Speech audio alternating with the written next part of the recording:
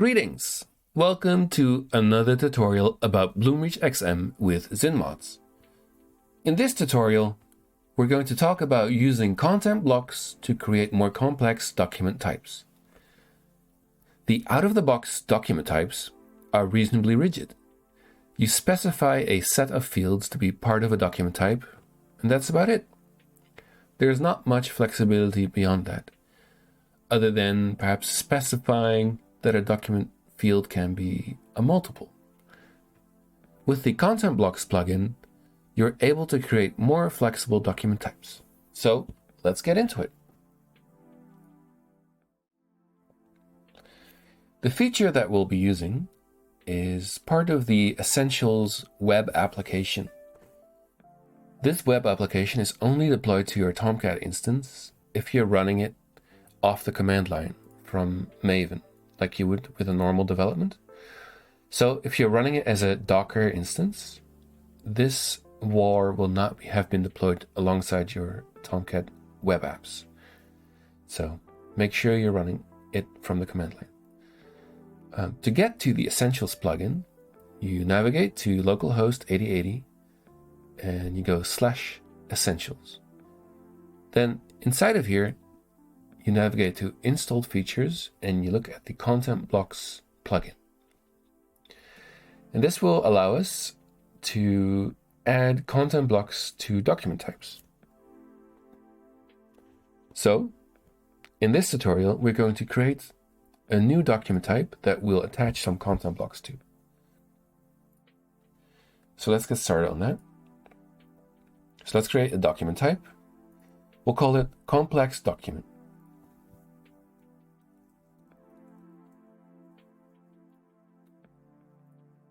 Select that one, click finish. Then let's add two fields to it, a title field, a description field. Here we go, title, and description.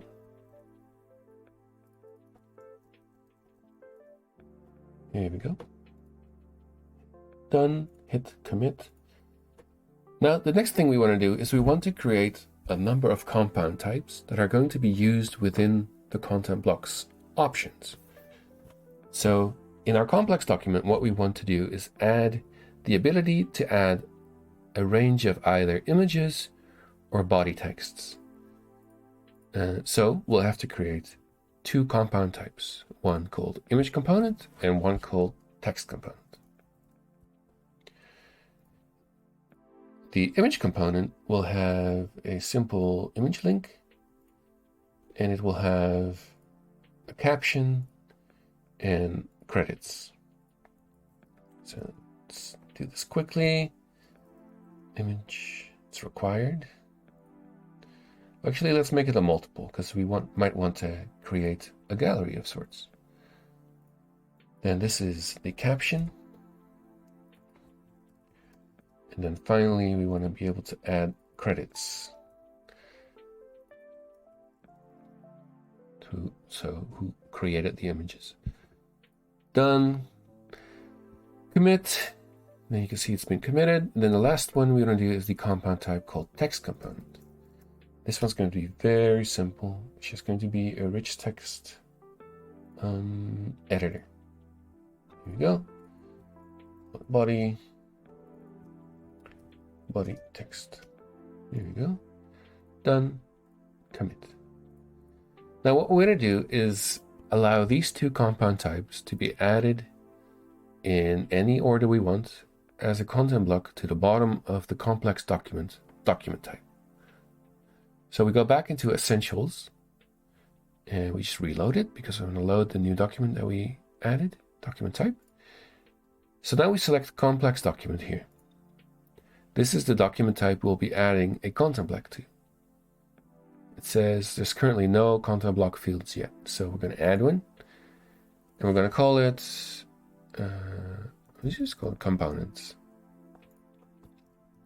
Content components. I must have canceled out of it. Okay, so let's do this again. Components. content components. Don't hit enter. And then we can decide how we want to show it. So do we want to see all the possible content block types that can be added as links, which will be little buttons next to each other, or as a drop down to select from. So I prefer links usually. And then we can also specify the maximum number of blocks that we can use. So for us, we won't set any limits, but sometimes it can come in handy to limit this, especially if you kind of want to use this as a differentiation mechanism where you can allow people to add a specific type of functional block, and then you can set a limit to 1. But for now, we don't want to do that. And we're just going to add our image component, and we're going to add our text component.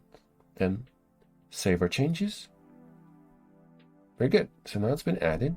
And we can add another one if we wanted to, but we're not interested in doing that at the moment. So then reload this here. Now if we look at our complex document type, you can see this new field has appeared, and that's been added by the Essentials plugin.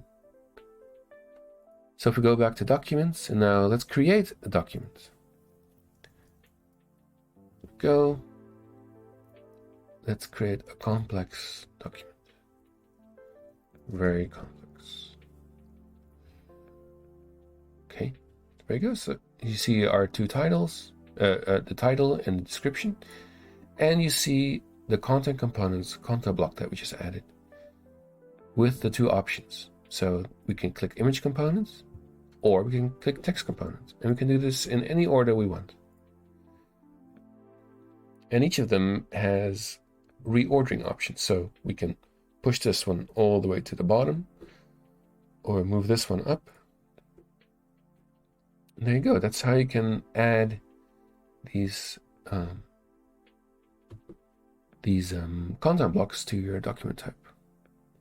Now, the last thing I want to show you is how can we get rid of this ugly looking text label, which is just the raw name of the compound type that has been added to the content block.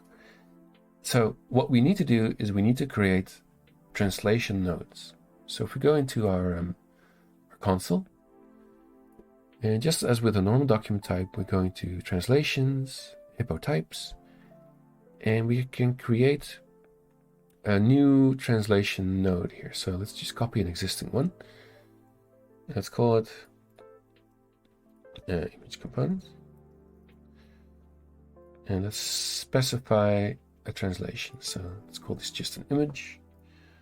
Save it. And we'll do another one, but for text components. There we go. Okay. We set this to text block. Here we go. We write the changes. And now if we're going to reload this, we should see that these labels are now nicely readable. Yeah, so that in real short is how you can add content blocks to your document types, to add more complexity to your document types. Thanks for watching. If you like this kind of thing, check out the playlist that popped up on the screen. And if you want to be notified when a new tutorial appears, make sure to subscribe. See you next time.